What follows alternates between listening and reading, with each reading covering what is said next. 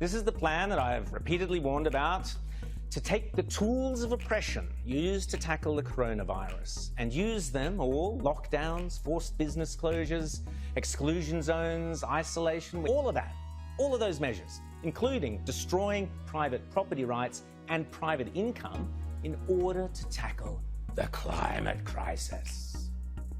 Now is the historical moment, the time, not only to fight severe virus, but to shape the system. We have a unique but rapidly shrinking window of opportunity to learn lessons and reset ourselves on a more sustainable path.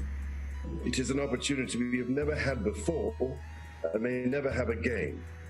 So we must use all the levers we have at our disposal, knowing that each and every one of us has a vital role to play. The Great Reset is a welcome recognition that this human tragedy must be a wake-up call. It is imperative that we reimagine, rebuild, redesign, reinvigorate and rebalance our world. Rebalancing investment, harnessing science and technology, and advancing the transition to net zero emissions, all elements of the Great Reset, are fundamental to building the future we need. And that last one was the clown Guterres, who was at the Climate Ambition Summit, telling us the world is going to cook by 3.5 degrees or something by the end of the century. Yeah, right.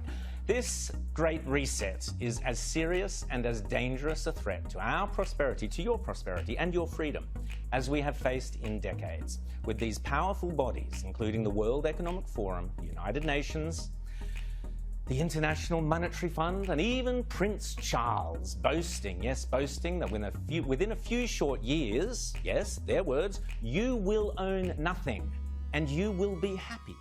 Remember, this is not me saying this, this is them. They are even running ads for the Great Reset.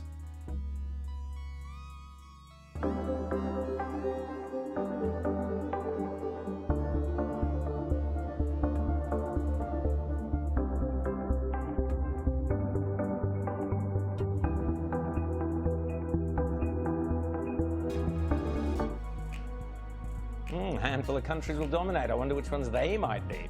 A terrifying coalition of big business, big tech, and left-wing totalitarians are so confident and so brazen. I mean, they just stole the US election, so I guess they're feeling pretty chuffed with themselves, that they are now promising you will own nothing and you will be happy. What they should have added is, and we, the very rich, will own everything and be even happier. Of course they will.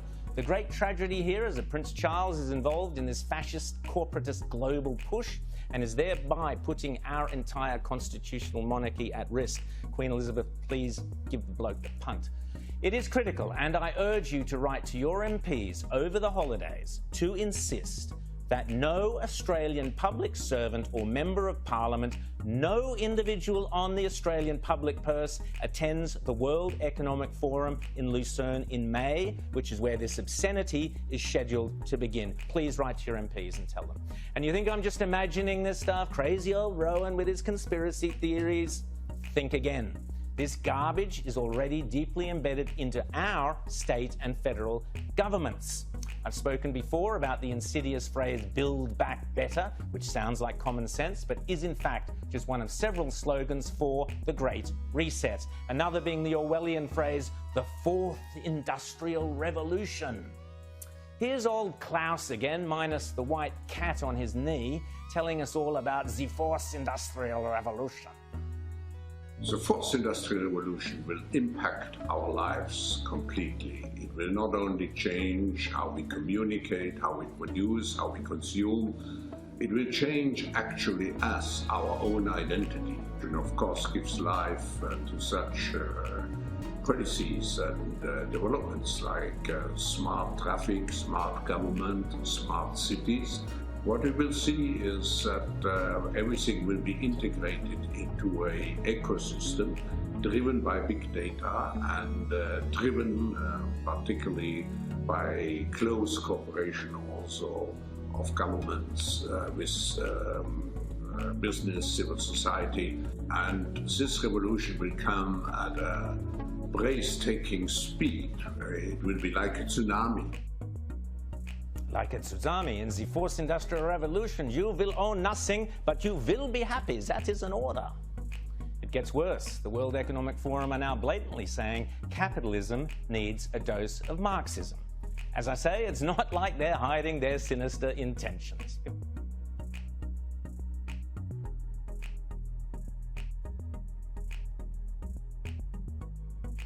But if he is seduced by the siren voices of the virtue signalers of the international forums, of the global warming alarmists, and their doomsday predictions of the greedy renewable investors within his own party, who fraudulently claim that they are saving the planet when all they are doing is enriching themselves at the expense of the poorest among us. Indeed, if he puts the interests of the elites over the basic, everyday interests of the average Aussie, it will not end well. But I am an optimist, and I believe Mr. Morrison understands that Australia rejects the reset. It's at the end, what the fourth industrial revolution will lead to is a fusion of our physical, our digital, and our biological identities. No, mate, not in Australia it won't. Rack off, Klaus.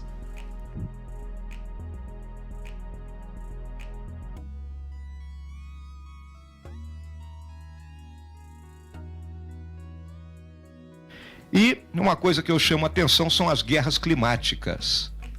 Essa será a grande guerra agora do século XXI. Eu tenho, antes de passar para a reserva, alertei sempre os meus subordinados que nós íamos matar e morrer pelo clima.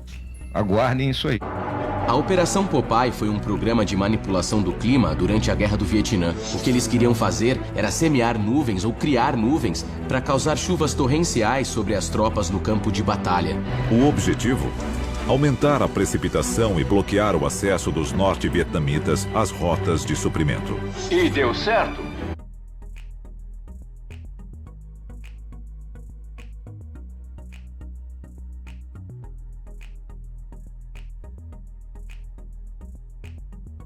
Tanto na guerra climática quanto nas medidas contra a guerra climática, seriam usadas ondas de rádio de alta frequência para controlar pequenas zonas climáticas específicas.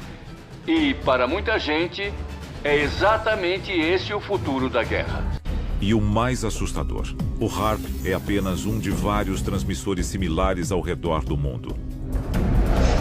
Arecibo, em Porto Rico. Vassilsursk, na Rússia. Tromsø, na Noruega. Estas antenas têm a capacidade de aquecer a ionosfera com megafeixes de radiação.